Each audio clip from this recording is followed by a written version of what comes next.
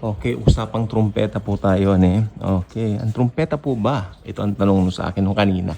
Matalinong bata. Marinig daw ba ng lahat ng tao yung trumpeta bago i-rapture tayo mga believers? Again, ito po yung last trumpet bago ma-rapture ang mga believers. Hindi po ito kasama sa 7 trumpeta na puot. Okay? Maliwanag na po yan. Ano? Sana wag na po tayong malito. Ito po ba audible po ba for all or only audible for the believers? Well, ayon po sa pag-aaral ko, ito po ay audible lamang sa mga mananampalataya. Tandaan po nyo, the rapture is a silent event for believers only. Since it's a revelation only given to Paul, the Apostle of Grace, ito po ay exclusively for the believers and mga believers lang talaga ang makakarinig no toot. Oh, yun. Bago tayo raptured. Okay? So anytime it will happen. Kaya kung may mga pinagdadaanan ka, may problema ka, mabigat ang loob mo, meron kang mga comparisons, may mga issues ka, kinukompare mo ang sarili mo sa iba, bakit sila blessed? Ikaw, alam mo, pag nag-rapture na, malilimutan mo lahat ng mga hindi magandang nangyari dito. I'm not saying na mabubura sa isip mo, pero pag nakita mo na si Jesus, well, that's all you need to see. The face of Jesus. Perfect. At yung kalagayan natin, glorified na po tayo. And the very first time we see Jesus, He will bid us welcome. He will embrace us and will say to us, welcome to my kingdom. Di ba? Not because of anything na ginawa natin, siyempre. Na-rapture po tayo dahil sa kagandahang loob ng Panginoon na rin mismo. Audible po ba for all? Hindi. Actually, mawawala po tayo mga believers dito ng chuk, ting!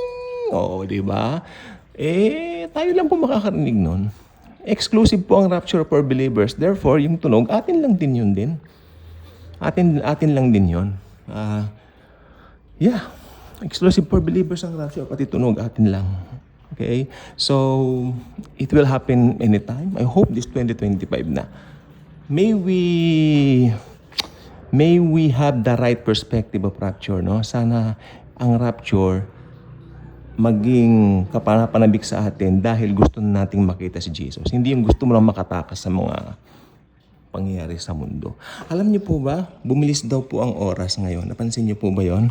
Baka raw mawalan ng minutes ang susunod na sa 2029 daw po parang magiging mas mabilis daw ang takbo ng oras. Nakita ko po yan eh. So, science na po yan ha. When it comes to science, talagang yan po talaga ay in relation sa related po sa faith, no? Sa Bible. So, talaga, dahil iba na po talaga ang panahon po ngayon. Napansin ko ang pagbilis ng oras. You know what? The other day, we're just talking ng mga kasama ko sa trabaho. Then may pipirmahan kami mga papeles. Sabi ko, hindi ba kabibigay ko lang nung nakaraan ng mga papeles na yan? Ganon. Last week pa yun, 1 week ago. Alam niyo po bang, akala ko binigay ko lang yung papeles yung other day lang o 3 days ago lang. And then sinasabi niya, 1 week ago daw yun, Miyerkules din. Then tingnan ko nga, oo nga po, dated, ganun nga. I mean, bilis po ng panahon. So may kinalaman ba yan sa rapture? Ewan po natin, wala naman pong senyales sa rapture. Pero isa lang po ang alam ko, ang dami na pong nangyayari mga strange sa mundo. Including time itself, no? Iba na. Yun lang, God bless.